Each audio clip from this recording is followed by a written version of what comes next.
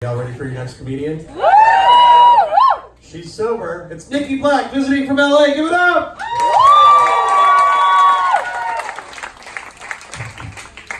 How are we doing tonight? My mom sees too many ghosts for a woman who lives in the house that was built for her.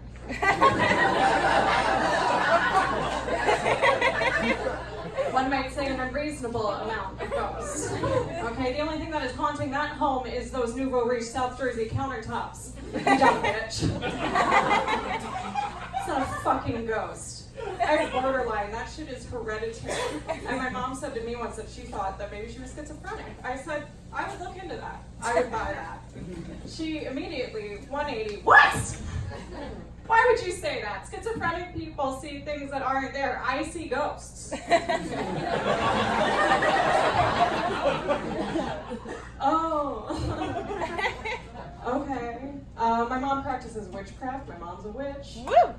She put a spell on my next door neighbors to bring them reasonable strife. And they had a divorce within a year. Right? That's a very reasonable strife. But it's true what they say about witchcraft. Whatever you do to somebody else comes back and it hits you 3 times harder. You know that? And that's why my mom is still married. Don't fuck around with black magic. That shit will screw you over. Okay? My sister is in college. My mom said that she hasn't dated anyone because she thinks men are intimidated by her. Which, like, anyone who is a woman and has walked down the street knows that any dumb fuck will say anything to your face. There's no amount of intimidation that you can project that will protect you from men. It's not possible. And I said, well, what do you mean? And my mom said, well, nobody has ever come up to her after class and like asked her out on a date. And I was like, oh, that's because that's not how it fucking works. It's never worked like that. In college, you develop sexual tension over a series of minutes to months. You like curate that depending on how much of an artist you are. You end up at the same party, get drunk, hook up for 2 weeks. The weaker person says, what are we? And then it's over.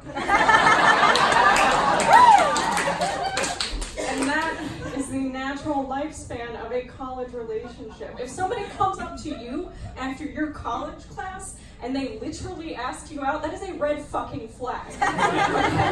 If he has flowers, he already has pictures of your feet. If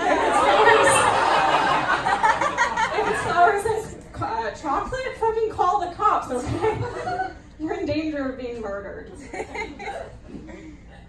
A lot of people have self-esteem issues, but a crack addict broke up with me because of my personality. That was the reason listed. And he got arrested for stalking a woman, so it's like, okay, maybe I'm obnoxious, but I've never been so obnoxious that I had to go to jail for it. Andrew. Nikki, how are you dating a crack addict? Why? Well, let me tell you. I am from New Jersey. I love New Jersey. And in New Jersey, we mark our towns with these big, beautiful water towers, right? And where I'm from, Washington Township, there's a water tower that says, welcome to Washington Township, a premier community, and the clock is broken. And then the next town over is Pittman, and it says, everyone likes Pittman. Which is how you know it's not true. It's 100% not true if they have to put that on the water tower.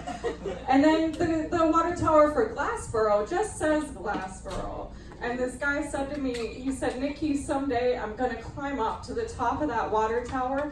I'm going to paint over the G. I'm going to paint over the L until it says Assboro. And then I'm going to hang myself off the side of it.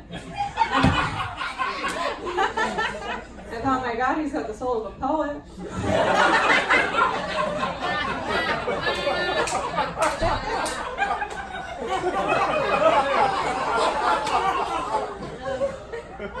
Dating is hard. If you're dating, I'm worried about you.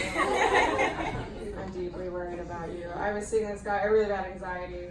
I was seeing this guy when I was in college. I was having a panic attack. I called him, right? It was a high school boyfriend, carried over, big mistake. I called him, and he couldn't talk to me because the game was on, all right? So I broke up with him. And then we went to Starbucks 2 weeks later to have a closure talk. And he said, Nikki, I would throw every football to the bottom of the ocean if you would just take me back. And I said, they would float.